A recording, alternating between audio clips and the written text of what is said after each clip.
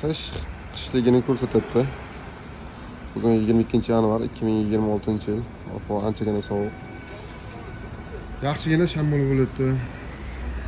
Bunaqa vaziyatda bizda har doimgidek svet uchish holatlari kuzatiladi. Ana shunaqa holatlarda kimga agar vaziyatdan chiqish uchun, masalan, bizda ko'pchiligimiz hozir uyimiz отопленamiz, kotelimiz, elektrik kotellarimiz uchun ishlab turish uchun generatorlar kerak bo'ladigan bo'lsa, hop 1 kilovatdan tortib to 100 kilovatgacha hozirda do'konda bor.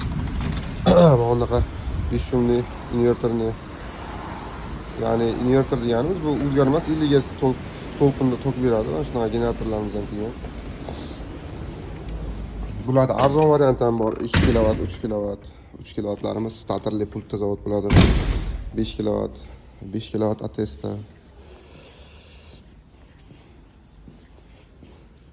223 fazda benzin, dizel.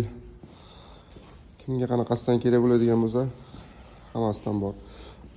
Men uyim hop bitta kotelim, elektritsim, televizor xaldigan ishlasa bo'ldi degan akalarni uchun, masalan, mana shunaqa 3 kilovatli dvijoklarni generatorlarimiz. Mana bular invertor. Juda kichkina jussa bilan katta quvvat beradi. Ham o'zgarmas to'lqinda tok beradi 50 Hz. Bular o'sha oddiy o'zimizning joydagi generatorlar. 3 kilovat yozilgan, 2,5 kilovat to'liq beradi. Mana bular ham xuddi shunday.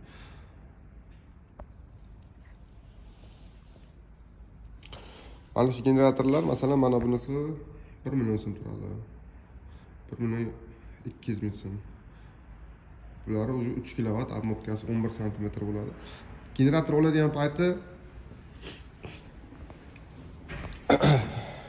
oladigan payti asosiy e'tibor beradigan narsangiz, hop, generator birinchisi motori 170 gilza porsion bo'lishi kerak. Agar 168 bo'ladigan bo'lsa, 2 kilovat atrofida tok beradi. 170 gilza porsion bo'ladi.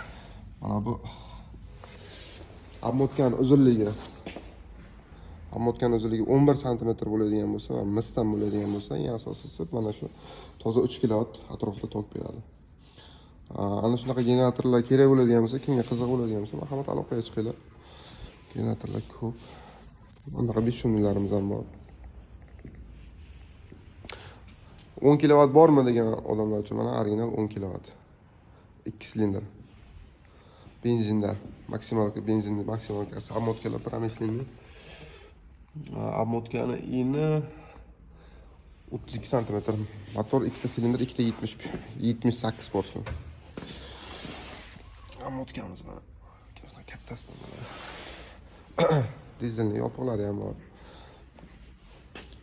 Bu mana bu yozib qo'yilgan narsa 10 kilovat bilan original 10 kilovat ikkalasi umuman boshqa narsa. Ya'ni mana bu original 10 kilovat narxi $1400 oxiri. Mana bu 10 kilovat bu umuman boshqa narsa bu. Bu narxi $430 turadigan generator. Bir silindr, obmotkani uzunligi 13 sm, motor 190. Pultlari bor. Narxi juda arzon, $430.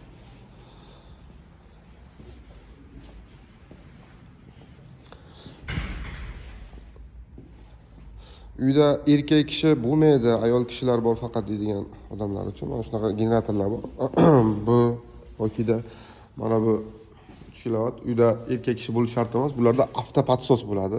Kalt xohlasiz oxirigacha burasiz zavod bo'ladi. Benzinda bakida benzinni, karterda moya bo'lsa bo'ldi yoki pultni bosib tursangiz, pult orqali ham zavod bo'ladi. Bemalol kerakli ehtiyojingiz uchun ishlatib olasiz. Xuddi mana shuni 3 kilovatli invertorlari ham bor, 5 kilovatli invertorlari ham bor. Pultda zavod bo'ladigan, boyaga uyda erkak kishi bo'lmagan taqdirda ham ayol kishilar bemalol qo'llansa bo'ladi. Marhamat.